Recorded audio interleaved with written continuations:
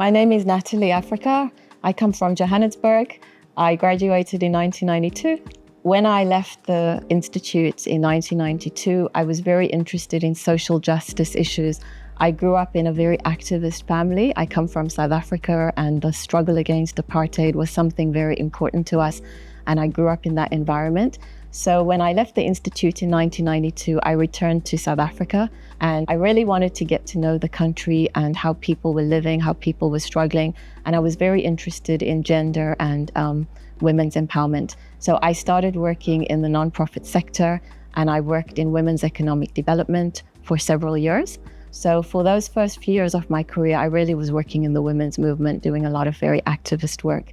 After doing that work, I was recruited into the government of South Africa, and I went into the Department of Foreign Affairs as a diplomat. And of course, at the time, the president was Nelson Mandela. So serving under Nelson Mandela as president was a very ideal situation. South Africa was a new country. It was being welcomed into the community of nations. So having the privilege to serve as a diplomat during that time was really actually quite euphoric.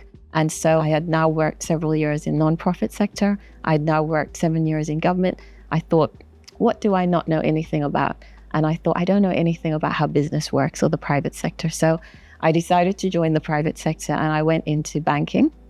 And so that was, if you like, stage 3 of my career. But I realized after a few years that while I loved learning about how business worked and understanding the engineering of finance in making economies function, I really missed knowing that I was making an impact on ordinary people's lives. I decided I needed to go back to something that was more development oriented.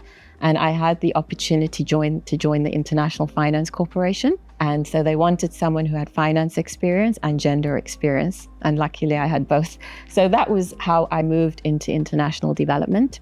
Now I'm working with the Bill Melinda Gates Foundation. But I say I love everything that I've done, but I think my true home is international development. And that's why I've stayed there for this long. I really credit the Institute with having given me that curiosity and exposed me to professors like Anthony Hopkins and others who had that multidisciplinary approach even to their own research and the work that they did. The other thing that I think the Institute really prepared me for in my career is rigor. I think the quality of the teaching and of the professors is very high. And as a result, I was able to always produce quality work in whatever profession I was in, whether I worked in the NGO sector, whether I worked in government or in finance. Quality and rigor was always very important to me.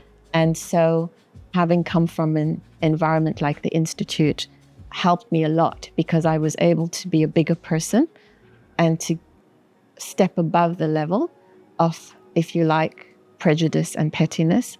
And that helped me to be successful in that career as well as others that I've had.